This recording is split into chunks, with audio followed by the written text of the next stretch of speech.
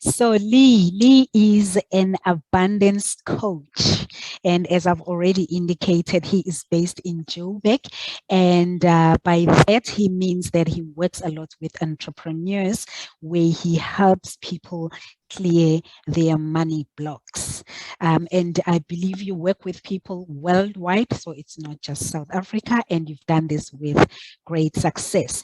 But Lee is going to go into detail about his work. The name of his company or organization is called Built to Win Academy. And so, Lee, before you get into the nitty gritties of what you do in terms of helping people clear their money blocks, please give us a bit of background about who you are. Who is Lee? Where do you come from? And how did you get to where you are? Because I know I don't know anybody who in first grade, when their teacher asked them, what do you want to be? And they say, I want to be an abundance coach. So if you can tell us, how did you get to that? Over to you. Dola, I think when I was in first grade, I wanted to be a pilot. Oh, wow. Clearly that didn't play out. But I was born, like you say, in Johannesburg, in a suburb called Coronationville. Oh, yes, I know of it. Essentially right on the border of Westbury. So I grew up in a pretty good neighborhood, but tough. It was tough back then. And I think I was lucky to get somewhat of an education, not a university education, but I'd done a couple of Microsoft certifications, which led me into an IT corporate career. Right. And I spent 18 years there. And when I got to 34, 35, I started asking, the universe, I started asking, why I'm meant to be here. Like, what's my purpose? I think we all at some point in our life, we start searching for a deeper meaning. Yeah. And I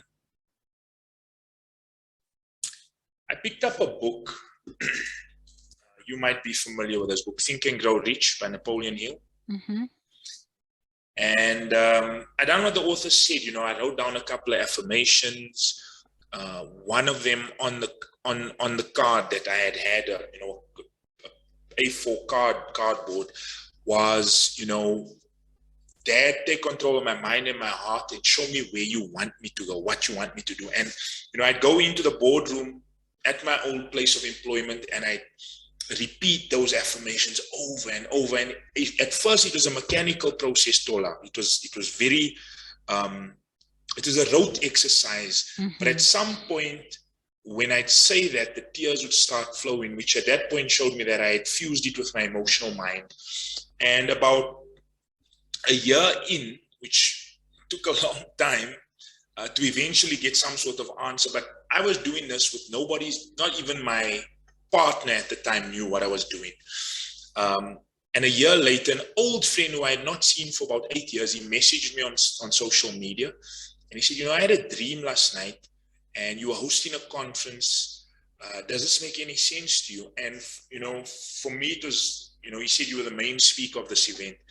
And this, for me, it might not have made sense to anybody else, but it was just literally an answer to this prayer or affirmation, essentially, that I had been repeating.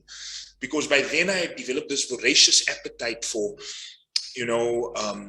reading self-help, personal development stuff, videos, audio. I was just consuming. And his prayer was basically, in my mind, going, now teach it. And that led me at that point, because I was doing okay, pretty well in the IT corporate career, but that's when the switch was happened. And then I thought, if I'm going to become a speaker and a coach, I'm going to get the best training. Yeah. And the following year, in 2014, I went to Boston, July 2014, to attend what's referred to as the Harvard of Professional Speaking Schools, the Bill Gove Speech Workshop. Bill Gove was known in America as the father of professional speaking. He produced speakers like Mark Victor Hansen, Bob Proctor, Zig Ziglar, just the names. And I went there, and that workshop, that 1 year long course, gave us 73 tools on how to hold the audience's attention from the platform, right? So that's professional keynote speaking skills. But Steve, who ran the workshop, he said, no lives are changed in 40 minutes. And they said, you know, if you want to be effective in this business, find a proven speaker with a proven track record and just license their content so that you've got a system that you know moves people. You could do it yourself, meaning, you know, take content from all of the stuff that's out there and formulate your own system. And then you're going to have to go and test it. But that, he said, he estimated it would take about 10 years to get an effective system, you know, formulated. So he said if they were to redo it, him and his wife had to redo it, they just find a proven speaker and license their content, which sent me then on a 1.5 year research mission. And in 2016, I was led to a man who's known in America as the greatest prosperity teacher in America. You might be familiar with the name Tola. His name was Bob Proctor. And I licensed Bob's Thinking into Results system in December 2016. And that's essentially how I ended up doing what I'm doing full-time, speaking, coaching, consulting. Yeah. And then, so now you have clients, right? So do you do, okay, for my own understanding, do you do both speaking in terms of from the podium where you speak to, you know, let's say live events, and also helping clients privately? Is that what you do? So absolutely. I speak at live events, I speak on webinars, I do group coaching calls every week, and I do one-on-one coaching. So yes. Okay, great, excellent. So because now I would like for you to share with us some of the tools. Don't give us the whole toolbox because I'm sure people pay you for this kind of stuff. But give us some of the tools, Lee, in terms of, you know, if I'm your client, here's Tola now in front of you, and Tola has serious money blocks, which I do actually. I'm still working through them. So someone like me, when I come to you and you diagnose that this one has serious money blocks, we're using me as a guinea pig here. For instance, one of the things that I don't enjoy is this whole hustle culture. I don't like hustling. I don't like I'm a trained life coach myself, but I don't like hustling and selling a product or a service to people. And, you know, are you going to buy this? Are you, you know, and the way I see it, it's probably some type of a money block that I have, or something, some kind of an obstacle that I have where I don't like hustling. So when I was doing my life coaching, for instance, course, one of the mentors or trainers said to me, Tola, maybe you are looking at it as selling, and you're saying that you hate selling. And hate is a strong word. I try not to use it. So, you know, when I say I hate selling, I'm not one of those people who goes knocking on doors and saying, would you like to buy my product? And so he said to me, maybe don't look at it as selling, look at it as I am giving you a service. You know, this is a service that you need. And then something clicked in me and I was like, okay, I'm okay with that. That sounds better to me than if I was thinking I'm selling something to you. So when I look at it as I'm offering a service, somehow it kind of helps. So that's just one of the tools. So maybe you can share with us, you know, in terms of your own work, what you do with your clients. Look, I can totally relate to that. I think as an entrepreneur, if you're listening to this, that's one of the very first things we're going to have to overcome is our fear of selling. Because, you know, growing up, we were fed negative beliefs around salespeople. You know, they slick. The minute they get a check, they're out of the door. They never deliver. You know, there's a Jehovah's Witness guy at the door again. Don't answer the door. You know, so all these people that were selling their ideas, their products or service, we had this belief system created. I had the same struggle or challenge you had, Tola, where I had to deal with that very early on. And my mentors, they taught me that selling is not doing something to someone. It's doing something for someone. Yeah. And so exactly like, you saying it's serving. Offering a service. Yeah. Yes, selling, I've since changed my mind. I think if it's done right, because often people believe the sales process is a win-lose situation. When selling is done right, it's a win-win situation. And, if it's done properly, and I've since changed my mind, and I think that selling is probably the most honorable profession you find out there in the world, when you can help somebody get from where they are to where they want to get with your product or service. And you can only do that if you're effective at hustling or effective at selling, getting them across the line. But in terms of money blocks, so I think a good starting point for us to talk about this is to understand what causes, these blocks around sales, around, money, the flow of money into your life. We've got to first understand the mind and how the mind works. Now, this image on your screen, have you seen this before? What is that? Okay, so this is an image of the mind, and we call this the stick person. I'm going to explain this for those who listen to it in audio as well. But the top circle, the entire circle, the top circle represents the mind. Right. And the circle at the bottom, that's the body. And we call this, like I said, the stick person. Those are the 5 antennae, which is the 5 senses, which is all plugged into the conscious thinking mind. Now, the mind is divided into 2, conscious mind, subconscious. Now, your conscious thinking mind is your educated mind. That's where we pile the books up. That's, where we gather the knowledge. The subconscious emotional mind, that's your heart. A lot of people think that this physical pump in the middle of our chest, that's the emotional part of our personality. But the ancient and the wise Greeks, they said that the subconscious mind was the heart of hearts. Now, I'm introducing your listeners and you to this image because it's what's happening in the subconscious mind that affects the behavior of the body. 96 to 98% of our results, our perceptions, and our behavior come from this deep part of our mind. So you can gather all the knowledge you want up here, but if your habits don't change, if your beliefs that live in the subconscious, if your self-image doesn't change, you keep getting the same results. And why I say we've got to understand the mind, because this is exactly the reason why you find somebody, degrees coming off their resume. They've got a ton of knowledge, but they're struggling financially, or they're getting bad results in relationships. Knowledge is not going to make the difference. I mean, I'm not saying knowledge is not important. It's vitally important. It's even, but it's the internalization of the knowledge. So it's moving it into that deep part of your mind.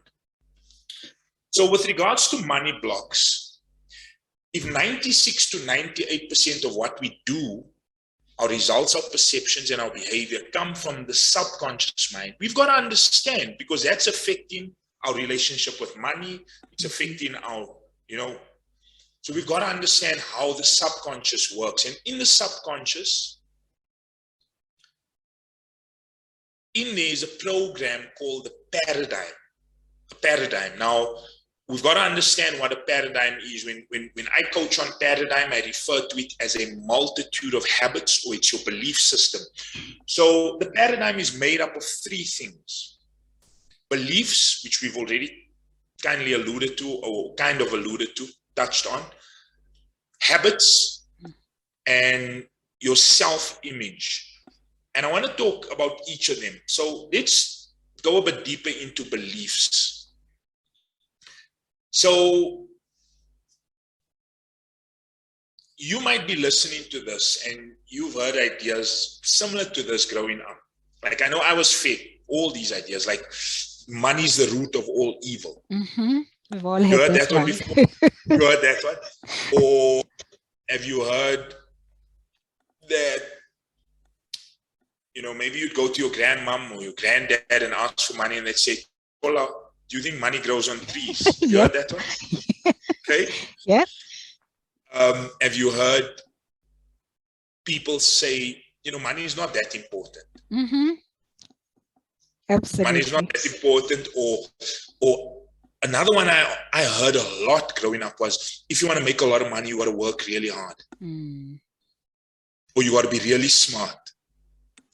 Yeah. So let's analyze them, right? So the first one we touched on, I think that's one of the most misconstrued Bible verses. I think it's 1 Timothy 2 verse 18, where it says the love of money. Yep. It's not money that's the root of all evil. It's the love. So it's if we start putting money before people, we're on a slippery slope. We're in trouble. So, love people, use money. But think of it, right?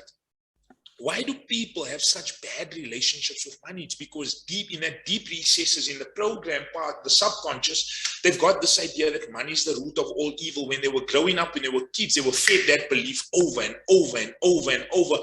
And it lodged itself in that subjective mind, in the paradigm.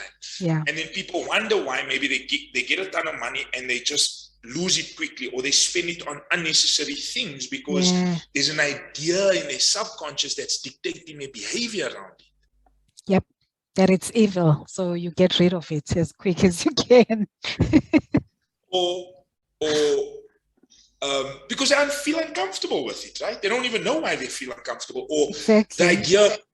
the idea my grandmother used to say, when I'd ask her for money for a movie on a Saturday, she'd say, why do you always ask me, do you think money grows on trees? Or do you think I'm Harry Oppenheimer? Have you heard that one as well? Yep. And the thing is, just listen to that idea, right? Tola, do you think money grows on trees? And you were told that over and over and over. And that creates the idea in that deep part of your mind that money is hard to come by. Money is the easiest game to play, I think, when we know how to do it. Now, there was a wonderful little book written in 1960 by a man by the name of Maxwell Maltz. The book is called Psycho-Cybernetics. Have you heard of that book before? No, it sounds complicated. Psycho-Cybernetics.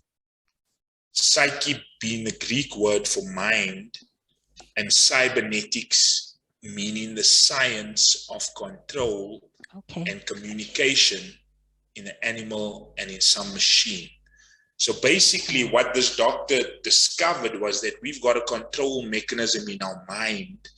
He was a plastic surgeon. Dr. Maxwell Maltz was a plastic surgeon. People would come to him. How do you spell his last name, Lee? Sorry. Maltz is M-A-L-T-Z. Okay. Maxwell Maltz. Okay. And he was a plastic surgeon, and people would come to him with a bad scar in their face, or they need to fix something on their nose. And he noticed that with some people, that after a successful procedure, there'd be a marked difference in the way they behaved, their confidence, the way they showed up. And then he noticed with some other people that regardless of how successful that the problem was fixed, no matter how successful it was, there was no exterior change or change on the outside, which led this doctor to postulate that you and I have two images. You have the image that comes back from the mirror in terms of the way you walk, talk, how you show up in the physical world. And then we've got this internal image, how we see ourselves in the subconscious mind. And ultimately, the way you see yourself inside is what's going to be reflected on the outside. So this doctor used to say it's like an automatic mechanism. So to give you an example of a cybernetic mechanism, let's say you're sitting in your study there right now, and you've got an air conditioner up there, or an aircon, and you set the temperature to 24 degrees Celsius. It's now, we're getting into the heart of winter now. Your husband walks in, he leaves the front door open, and a gust of cold air blows into the house, and you feel the chills. You close the door, but the temperature in your study drops down, let's say, to 20. the thermostat in that air conditioner picks up that deviation from the set point, which is 24, starts blowing hot air out until the room comes back up to 24. And when that happens, it will switch off, or, it will stop blowing warm air out. It will just blow, room temperature air out. And the thermostat in that air conditioner is a cybernetic mechanism. It's almost correct, autocorrect constantly.